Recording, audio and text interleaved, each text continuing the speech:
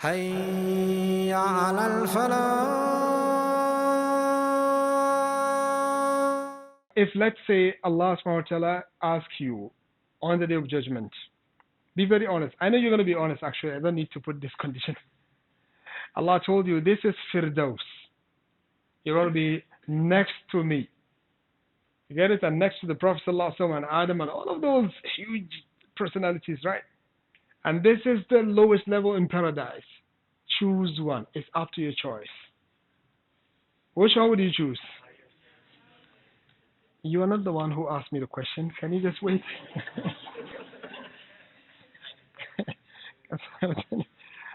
I want to know whether she chose the best one or she chose the second, the first one. You get it? Which one would you choose? The Firdaus. Why? Can you just wait? Why did you choose Firdaus? Are you sure? Okay. Let's say you spend your life here on earth. Get it? Memorizing the Quran, reading the Quran. You finish the memorization, right? And you do that which you're supposed to do. You practice this and that. You get it? At the end of the day, when we go to paradise, Allah subhanahu wa ta'ala, I did not do anything. I did not memorize Quran. I did not do anything. You get it? I just maintain my 5 daily prayers. Even the Sunnah also, I don't do that. I just do the 5 daily prayers. And then when we go to the hereafter, you the one who perfected your ikhlas, your memorization, your reading, your everything. You get it? But then Allah wants to take me and you and put us in Firdaus. How would you feel?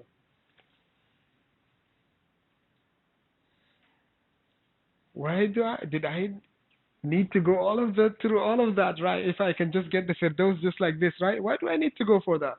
Would you feel so disappointed? You're not different from... Naturally, we will have that feeling, right? Which means what? The place, the higher position in paradise is only given to those people who qualifies that.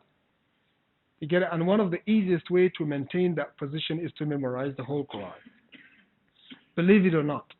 Get it? May Allah subhanahu wa ta'ala grant you that ability to memorize. Believe it or not.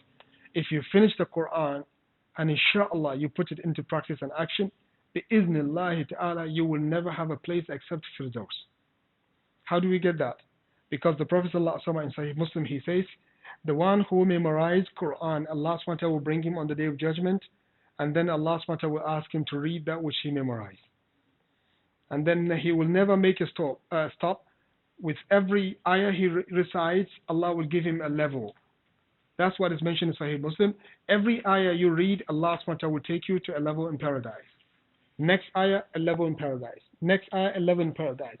And the scholars said, the ayats of the book of Allah, the levels of paradise, they are in accordance to the ayat in the Quran. That means around 6,600 plus. You get it? Levels in paradise. And between every two levels is like between the heavens and the earth. If I'm in the lowest one, inshallah, may Allah not make it like that. But if somebody is in the lowest one, when he goes to the one who is on top of him, right on top of him, he might feel that he doesn't have anything in his house. And the one who is the lowest one will be given more than 10 times of this world, of things of paradise, not things of this world. His kingdom, the length of his kingdom is measured by 2,000 years, Ibn al-Qayyim mentioned. And the Prophet ﷺ said in an authentic narration, it is not easy for a believer to see the last part of his kingdom. So if this is the description of the lowest level, and on top of it you have, how many levels? Like 6,000 levels. And Firdaus is the highest one. How does this Firdaus look like? That's why Allah subhanahu wa ta'ala told Musa alayhi salam, when Musa says, Ya Allah, I want to know who are the best people receiving the best place in paradise. Allah subhanahu wa ta'ala says, Musa, these are the people whom I planted their nobility with my own hand. Do you get that? No need to describe what they got in that place. He says, I planted their nobility with my own hand. Get an idea? So, in Firdaus, you're going to be next to Allah. Wallahi, as I always mention, if there is nothing in Firdaus except the fact that the Arsh of Allah is the roof of your house, that's more than enough. Let's say the house is empty, but just to remember that right on top of you is the arsh of Allah subhanahu wa ta'ala. How is that? Do you get idea? So that's what happened when you memorize the whole book of Allah. The scholar said, we are expecting you to be given that place as long as you put it into practice and action. That's the easiest way. We are not saying nobody will go to Firdaus unless if you have the whole book of Allah, but these are the easiest way to make it to that place. Is that clear? So now you know why we should have the courage, right? Because now you might say, who cares? Jannah is Jannah.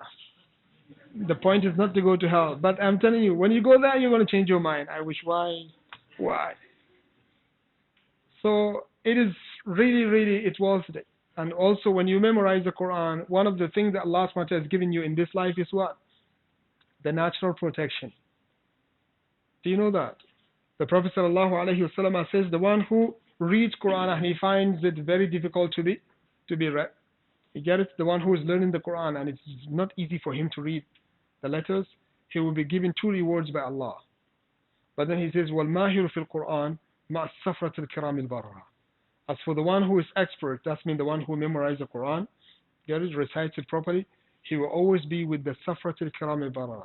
These are special angels created by Allah subhanahu wa ta'ala for this purpose alone, to go with you wherever you go. You know the presidents and the prime ministers and the kings when they go to the place, how is that? A lot of securities, right? These are human capacities, right? You're going to be with the greatest one. Angels are going to go with you all the time. Do you get an idea? You have this natural protection on earth until you meet Allah subhanahu wa ta'ala. Do you get an idea? So that's some actually of the reward that a person will get. So that's the reason why if I'm to suggest, you get it? You, especially in particular the questioner, if I'm to suggest, I should say develop that interest.